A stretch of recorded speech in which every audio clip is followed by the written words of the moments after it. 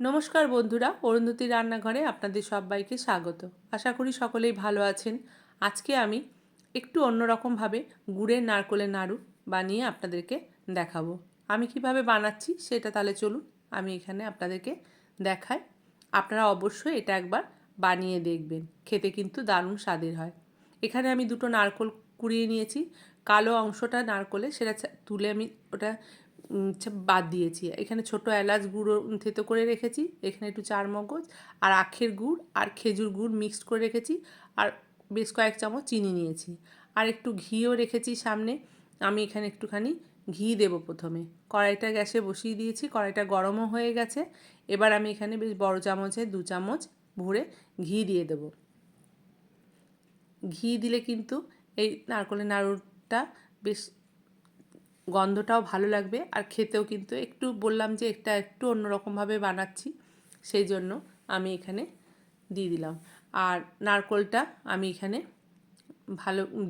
ভালো করে মিশিয়ে নিলাম ঘিয়ের সাথে, আর এখানে চিনিটা আর গুড়টা এর মধ্যে দিয়ে দিলাম। আপনারা যেমন নারকোল নেবেন, যদি দুটোর বেশি নেন তাহলে পরে পরিমাণটা আরও বেশি নেবেন। আমি এখানে বড় কাপের 1 কাপ 2 রকম গুড় নিয়েছি, আর হাফ কাপের একটু কম চিনি নিয়েছি। এবার এটাকে খুব ভালো করে এখন মেশাবো। গুড়টা আর চিনিটা যখন গলে যাবে তখন বেশ কিছুটাই জল বেরোবে, সেই জলের মধ্যেই কিন্তু নারকোলটা আমার সেদ্ধও হয়ে যাবে। কারণ আমি খুব মিহি করে কিন্তু নারকোলটাকে আমি কুড়িনি। এবার দেখুন অনেকটাই জল বেরিয়েছে, আর এদিকে আমার গুড়টা এখনও পর্যন্ত ভালো করে গলেনি। আমি এটাকে খুব ভালো করে এখন নেড়ে নেড়ে গুড়টাকে ভালো করে মিশিয়ে নেব, আর এটাকে কিন্তু আমাকে সমানেই নেড়ে যেতে হবে। আর এখন নতুন গুড়, একটা দারুণ গন্ধ, আর তার সাথে ঘি দেওয়া আছে, একটা খুব সুন্দর গন্ধ হচ্ছে। এইভাবে যতক্ষণ না পাক আসবে ততক্ষণ কিন্তু আমাকে সমানে নেড়ে যেতে হবে।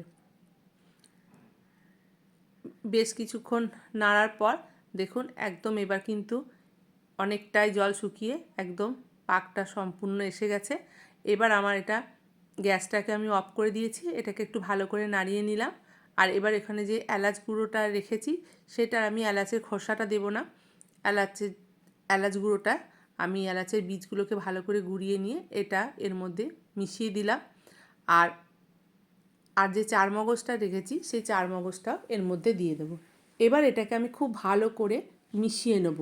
মিশিয়ে নেওয়ার পর যখন একটু ঠান্ডা হবে তারপরে আমি এটা পাক দেবো, কারণ প্রচণ্ড গরম হাত দেওয়া যাবে না। তার জন্য এখন একটু সামান্য রেখে দিয়ে তারপর আমি কিন্তু যখন একটু ঠান্ডা হয়ে যাবে তখন আমি এটা নাড়ুর আকারে বানাবো। দেখুন অনেকটাই ঠান্ডা হয়ে গেছে, এবার আমি এটা হাত দিতে পারছি। এবার এটাকে আমি নারকোলের নাড়ুর শেপ দিয়ে গোল গোল করে এইভাবে বানিয়ে নেব। দেখুন এবার কিন্তু ঘি দেওয়াতে এবং নারকোলের যে তেলটা আছে তার দরুন বেশ কিছুটা হাতে তেলের মতো লাগছে।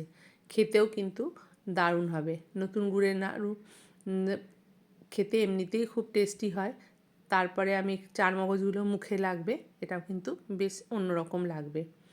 আমার ভিডিওটা যদি আপনাদের ভালো লেগে থাকে তাহলে অবশ্যই একটা লাইক, কমেন্ট, শেয়ার এবং চ্যানেলটিকে সাবস্ক্রাইব করে দেবেন। পাশে থাকা বেল আইকনটা প্রেস করে দেবেন, তাহলে সবার আগে নোটিফিকেশানটা আপনাদের কাছে যাবে। ভালো থাকবেন, সুস্থ থাকবেন। দেখা হবে নতুন একটা রান্নার ভিডিও নিয়ে। আর আমার ভিডিওগুলো আপনাদের কেমন লাগছে অবশ্যই কমেন্ট করে জানাবেন। ধন্যবাদ।